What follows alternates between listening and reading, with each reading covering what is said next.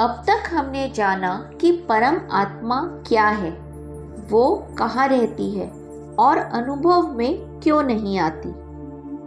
उसके बाद हमने जाना कि सत्य को यानी आत्मा को जानने की इच्छा क्यों नहीं जगती। उसके बाद हमने सीखा कि अगर सत्य को जानने की इच्छा जग भी जाए तो उसमें निष्ठा बनी रहना कितना आवश्यक है। फिर हमने जाना कि किसके अभाव में हम कभी परमानंद को प्राप्त नहीं कर सकते। उसके बाद हमने सीखा कि परमात्मा में दृढ़ निष्ठा कब होगी। आगे जाना कि आचार्यों ने मन को शुद्ध करने के कौन कौन से उपाय बताए हैं। फिर हमें सर्वोत्तम साधन का ज्ञान मिला जो हमारे मन को शुद्ध करने का सर्वोच्चतम उपाय है। फिर हमने मन को शुद्ध करने के उन उपायों पर चिंतन करने का संकल्प किया जो प्रभु ने गीता में बतलाया है। फिर हमने सीखा कि मन के षट विकार क्या हैं और ये भी जाना कि इनका प्रभाव कब दृष्टिगोचर होता है।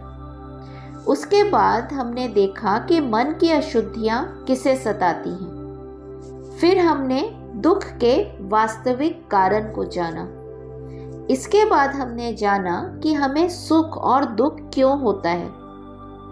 फिर हमने सीखा कि वह कौन से भाव हैं जिनसे प्रेरित होकर हम किसी वस्तु के प्रति आकृष्ट होते हैं या उससे दूर भागते हैं।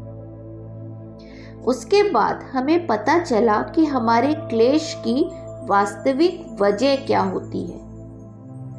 फिर हमने सीखा कि काम, क्रोध आदि शत्रुओं पर विजय प्राप्त करना है तो उसके लिए हमें क्या करना चाहिए। उसके बाद हमने सीखा कि शोक और मोह की उत्पत्ति कैसे होती है और उस पर कैसे विजय प्राप्त करना चाहिए। फिर हमने जाना कि आदि भौतिक, आदि दैविक और आध्यात्मिक कष्ट क्या होते हैं और उनसे छुटकारा कैसे पाया जाए। फिर हमने त्रिगुणों के संबंध में ज्ञान प्राप्त किया। अब तक जो भी ज्ञान मिला, अब उसके द्वारा हमें आगे क्या करना है, कैसे सोचना है, कैसे उसे इम्प्लीमेंट करना है, इस बारे में हमने जाना।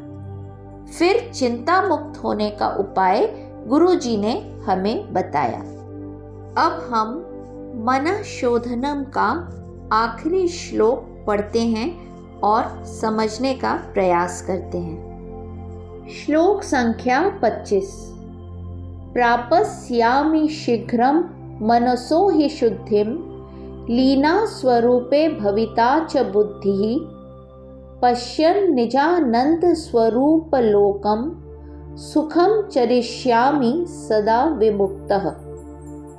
प्रापस्यामि शीघ्रम यानी मैं बहुत जल्दी प्राप्त करूंगा। मनसः ही शुद्धिम मन की शुद्धता, निर्मलता। लीना स्वरूपे अपने निज स्वरूप में लीन हो गया। भविता च होगा। बुद्धि ही बुद्धि। पश्यन देखना। निजानंद स्वरूप लोकम विश्व को अपना ही आनंद स्वरूप। सुखम चरिष्यामि यानी मैं सुखपूर्वक विचरण करूंगा। सदा विमुक्तः यानी सदैव मुक्त, निर्बंध। अर्थात सचमुच मैं शीघ्र ही मन की शुद्धता प्राप्त कर लूंगा और मेरी बुद्धि मेरे निज स्वरूप आत्मा में प्रतिष्ठित हो जाएगी। इस पूरे विश्व को स्वयं अपना ही आनंद स्वरूप आत्म रूप देखते हुए मैं आनंद पूर्वक विचरण करूंगा, निर्बंध, सदा मुक्त। अब जो स्वामी जी कह रहे हैं वे ही वाक्य हम भी जल्दी ही कहेंगे जब हम इस पुस्तक में लिखी हर एक बात को अपने जीवन में उतार लेंगे और उसी अनुरूप आचरण करने लगेंगे। तब हम क्या कहेंगे? हम कहेंगे कि मैं मन की निर्मलता जल्दी ही और पूरी तरह प्राप्त कर लूँगा। मैं अच्छी तरह देख सकता हूँ कि अशुद्धियाँ कम होती जा रही हैं और शीघ्र ही वह समय आएगा जब ये सारी अशुद्धियाँ पूरी तरह नष्ट हो जाएंगी।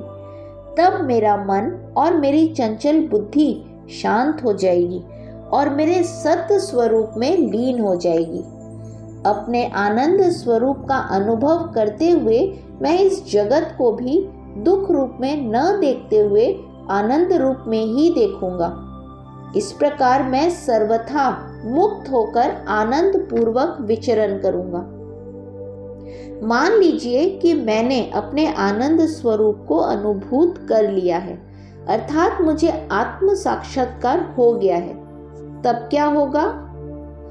तब हम इस जगत में मुक्त होकर अपने सारे कर्तव्य निभाते हुए हमेशा अपनी मस्ती में रहेंगे और हमारी खुशी दूसरों पर आधारित नहीं होगी और तब हम में किसी प्रकार का विकार भी शेष नहीं रह जाएगा।